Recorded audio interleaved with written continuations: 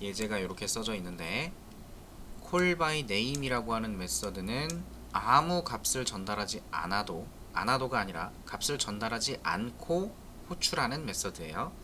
그럼 이름만 갖고 호출하죠? 이런 거 이제 call by name이라고 부르기도 합니다. 용어가 크게 중요하진 않지만 한번 좀 듣고 가시라고. 그 다음에 두 번째 있는 call by value. 얘는 값을 이용한 호출이에요. 값에 의한 호출이다 이렇게 표현을 하는데, 요거 무슨 변수라고 한다고요? 이런 걸? 이건 뭐라고 부른다고 그랬죠? 매개 변수, 그죠? 파라미터라고 불러요. 그러면 요 놈이 동작하려면 호출할 때 반드시 요 자료의 값을 전달해야만 호출이 돼요. 얘도 값을 주지 않아야 호출이 되는 거였고, 값을 전달받으면서 호출이 되는데, 이때 값이 옮겨가는 게 아니라 그랬죠. 값이 옮겨가는 게 아니라 카피되어서 갑니다. 복사되어서. 자, 볼게요. 자, 여기도 n이 있어요. 그러면 메인에서는 n 값이 얼마냐, 요거 확인해 볼 수 있겠죠. 그리고 call by name, 그건 이렇게 그냥 호출하는 거예요. 그냥 이름만 갖고. 근데 여기다가 인자를 준다. 그럼 이걸 전달해봐야 받을 수가 없죠. 에러가 나는 겁니다. 인자 없이 이름만 갖고 호출하는 개념을 저렇게 표현하고요. 두 번째, call by value는 값을 이용한 호출이에요. 그래서 저쪽에다가 내가 10을 전달했다, 또는 n을 전달했다, 이렇게 하는 게 좀 더 낫겠네요. n을 전달한다는 건 1이 전달되는 거겠죠. 이때 전달되는 1이라고 하는 저 값을, 파라미터에 들어가는 값을 인자, 아규먼트라고 부른다고 했습니다. 여기에 1이 들어왔을 거예요. 그리고 거기에 값을 100으로 바꿨죠. 그럼 여기서 call by value에서 n 값이 얼마겠어요? 당연히 100이겠죠. 그리고 메서드가 끝나면 다시 돌아왔을 거예요. 그러면 그 후에 메인의 n 값은 얼마가 될 것이냐. 자, 실행 한번 하고 갈게요. 이것 때문에 설명드리는 거예요. 제가 아까 이 메서드가 동작할 때 영역 하나가 있다 그랬죠. 여기서 만들어진 변수는 여기 안에 있는 변수예요. 그죠? 뭐 이름만으로 호출하는 건 더 설명할 게 없는 것 같고, 메인에 1이 있었습니다. call by value 했을 때 1을 전달한 거예요. 1을 전달했습니다. 그러면 call by value라는 그 메서드가 호출될 때 영역이 또 하나 만들어지고 여기에 n이 또 있는 겁니다. 지역이 다른 거예요. 그쵸? 그럼 여기에 1이 들어온 거예요. 근데 그걸 100으로 바꿨다. 메인에 있는 n의 값이 바뀌어요? 이상하잖아요. 그죠? 여러분도 계좌라는 변수가 있죠? 여러분 각자 계좌라는 변수가 있을 거예요. 계좌에 돈이 들어있잖아요. 저도 계좌가 있잖아요. 내 계좌에 월급이 들어오면 여러분 계좌에도 월급이 들어옵니까? 내 돈이? 이건 다른 지역 아니에요? 이거 착각하시면 안 되기 때문에 이 설명을 드리고 있는 겁니다. 여기에 지금 호출된 call by value의 n 값이 지역 변수로 존재하고 있기 때문에 여기에 값을 100으로 바꿨던 거지, 이걸 메인에 있는 값을 바꾼 건 아니에요. 제가 아까 그래서 요 값은 복사되어서 전달되는 거다라고 했습니다. 옮겨가는 게 아니라 복사되는 거다. 그렇기 때문에 지금 호출했을 때는 100으로 바뀌어서 출력이 됐고, 값을 전달해서 호출했다 확인하고, 얘가 끝나면 요 영역이 끝나는 거고, 그러면 당연히 메인에서 다시 n 값을 출력하는 건 이게 출력되는 거죠. 당연히 1이지. 지역 변수는 그 지역 내에서만 사용하는 거예요. 서로 다른 지역에 침범할 수 있는 게 아닙니다. 아시겠죠? 그 다음 call by value라는 메서드, 이름 똑같은 이름을 두 개나 작성을 했어요. 제가 call by name을 제가 두 개를 써요. 이러면 빨간 줄로 에러가 났습니다. 왜 에러가 났느냐? 메서드 안에 똑같은 이름의 클래스 안에 똑같은 이름의 메서드가 두 개가 있으면 여러분 입장에서 이 둘 중에 call by name은 누굴 사용해야 되는지 알겠어요? 모르겠죠. 그래서 동일한 이름의 메서드를 정의하시는 건 잘못된 거예요. 물론 클래스가 달라지면 다른 클래스 쪽에선 또 상관이 없겠죠. 근데 보세요. call by value, 얘도 call by value. 이름 똑같죠? 분명히 안 되는데 이름 똑같은 게 됐어요. 이게 왜 가능하냐면 매개 변수가 다르기 때문에 가능합니다. 매개 변수가 int다. 똑같이 또 에러가 나요. 이름이 겹쳐서. 근데 자료형이 다르면 괜찮습니다. 이걸 무엇이라고 하느냐? 메서드 오버로딩이라고 불러요. 이제 객체지향적 개념 중에 다형성이라고 해서 다양한 형태로 표현되는 개념을 말합니다. 이제 메서드 오버로딩, 중복해서 정의한다 라고 하는 건데, 이때 메서드 이름은 똑같이 써도 됩니다. 똑같이 쓰고, 그렇지만 각각의 메서드를 구분할 수 있다. 근데 이제 구분할 수 있는 기준이 필요하겠죠.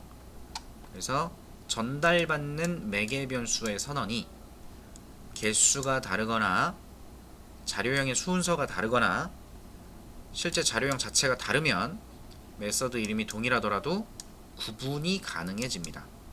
그래서 하나의 동일한 이름으로 여러 개의 메서드를 만들어낼 수가 있어요.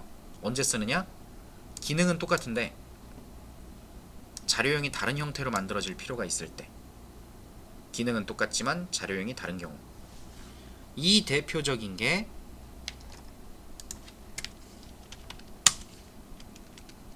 이제서야 조금씩 설명할 수 있는 프린트 ln 했을 때 이클립스가 알려주는 프린트 ln 메서드들의 종류죠. 어때요? 이름이 똑같죠? 근데 여러분은 프린트 ln 쓰실 때 이 안에다가 정수를 쓰든 실수를 쓰든 지금처럼 문자열을 더해갖고 막 집어넣든 어쨌든 하나의 값만 전달하면 되는 거였죠. 이게 오버로딩이라는 거예요. 이름은 똑같은데 기능은 어차피 출력할 거고 다양한 자료의 형태로 전달해서 동일한 기능이 동작될 수 있게끔 메서드를 다 만들어 놓은 거예요. 대신 자료형을 다르게 정의를 해둔 거죠. 4층 연산도 마찬가지고 더하기를 할 건데 정수를 더하는 것도 있고 실수를 더하는 것도 있고, 그럼 그런 것들을 기능은 똑같지만 자료형은 다르게 만들어 둘 수가 있겠죠.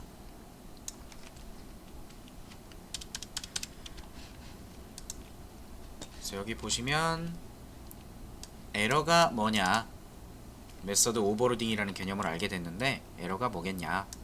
자, 이름은 똑같죠, 그죠? 이름이 똑같은 상태에서 구분이 안 되는 게 뭐가 있죠? 무엇이 구분이 안 되나요? 이렇게 메서드를 정의했다면 뭐 때문에 에러가 나겠습니까? 자, 어떤 분들은 이거 에러 안 날 것 같은데요 라고 하시는 분들이 있어요. 왜? int a, 캐릭터 b, int c, ac 이름이 다르죠? 이것 때문에 이거 문제 없을 거예요 라고 하시는 분들이 계시는데, 여기서 매개 변수의 이름은 아무 상관없습니다. 매개 변수의 이름은 아무 상관없고요. 자료형만 보는 거예요. 자료형만. 타입만.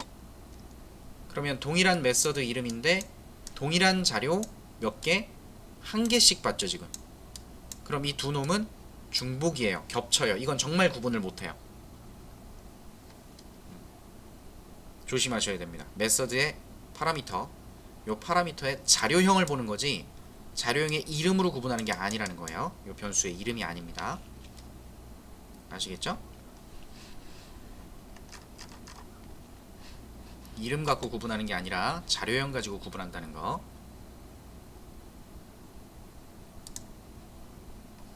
예를 들면 이렇게 되겠죠. 메서드가 있는데 int int인데 또 다른 메서드를 만드는데 int int다. 안 되는 거예요. 자료형만 봤을 때 int를 하나 쓰는 것과 두 번 쓰는 거, 이거 여러분 입장에서 호출할 때 구분할 수 있겠어요, 없겠어요?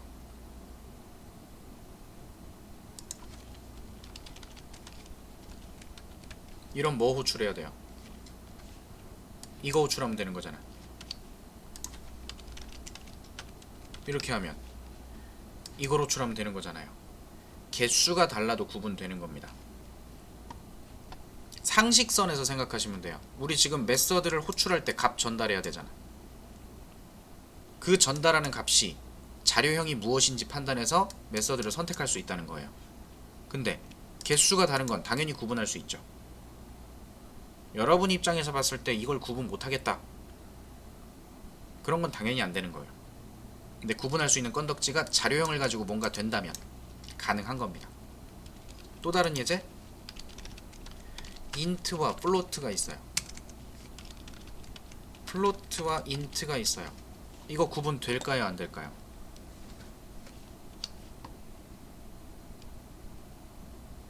그쵸. 메서드 10 3.14f 구분 되잖아요. 메서드 1.2 f 자료형으로 구분되는 거 아닙니까? 그죠? 순서가 다르니까. 전달할 때 자료형. 이런 거예요. 똑같은 이름으로 메서드를 여러 개 만들 수 있습니다. 단 자료형의 개수나 타입 자체나 순서, 자료형이 다르거나 개수가 다르거나 아니면 순서가 다르거나. 이때 순서 가지고 이제 말장난하게 되면 이런 거죠. 그럼 이런 건 안 되나요? int랑 int인데 int랑 int가 있어요. 이거 두 개를 구분할 수 있지 않을까요? 순서를 다르게 하면 1과 2를 보낸 거랑 2랑 1을 보낸 거랑 막 일단 이상한 얘기를 하시는, 뭐 말도 안 되는 소리죠 이건. 정수고 정수인데 뭘 그죠? 이거 잘못된 거예요. 가끔 이제 헷갈리다 보면 이런 얘기를 하시는 분들이 있어요. 하지 마요 이런 거. 그러지 마세요. 무서워요. 그러지 마세요. 자, 오버로딩이라는 개념이 있습니다. 그래서 그걸 제가 여기다 적용을 해봤어요. call by value, call by value. 그리고 여기다 스트링을 전달받도록 해봤는데 스트링 말고 여러분한테 보여드리고 싶은 게 하나 있습니다. 아직 배열을 공부하진 않았어요. 아직 배열을 공부한 건 아닌데 배열을 좀 써보도록 할게요.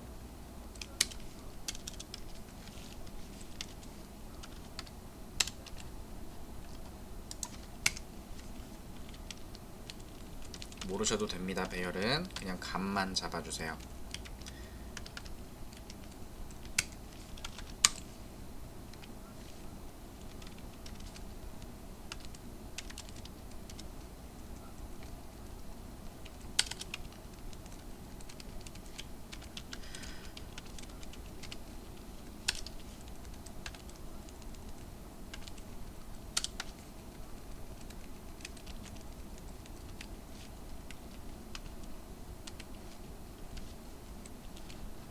그림으로만 이해해 주시면 될 것 같아요. 자, 요거는 요렇게 3칸짜리에 변수 3개가 있어서 1, 2, 3 인트가 3개 있는 거예요. 이런 거 배열이라 그래요. 그리고 ARR이라고 하는 녀석이 요걸 요렇게 쳐다보게 만들어져 있습니다. 이렇게 생겼어요. 우리 메서드 공부 끝나면 배열 공부할 겁니다. 일단 요렇게 생겨 먹었는데, 자, 요걸 0번 칸, 1번 칸, 2번 칸이라고 부릅니다. 당연히 여기서 출력됐을 때 뭐가 나오겠어요? 1, 2, 3이 나오겠죠. 받아들일 수 있죠. 요 그림을.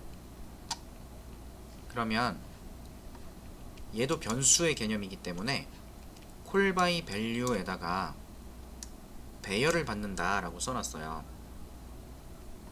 그럼 여기에다가 제가 ARR 값을 전달해주면 요 n도 이렇게 쳐다보게 됩니다. 그래서 n의 0번째에 100을 담겠다 그러면 얘가 바뀌는 걸 볼 수 있어요. 아까는 영역에 접근 못한다며. 이거 영역 다르니까 안 된다며. 근데 되는 게 있거든요. 자, 보여드릴게요. call by value를 호출할 건데 여기에다가 ARR을 전달해보자. 그리고 다시 한번 원본 값을 출력해봅니다. 실행해보면, 자, 제가 출력을 좀 다르게 썼죠. call by value기는 한데 여기 들어간 값이 무슨 값이라고요? 참조 값이래요. 그래서 요렇게 들어있었는데, 배열에는 요렇게 들어있었는데 요 놈이 이 원본을 참조해서 첫 번째 칸에 있는 값을 100으로 바꾼 거예요. 그래서 원본을 보니까 바뀌었죠. 실제로. 요런 것도 있다. 요런 것도 있다. 그리고 흔히 이렇게 호출하는 거를 뭐라고 부르냐면 call by reference라고 부르시는 분들이 있어요.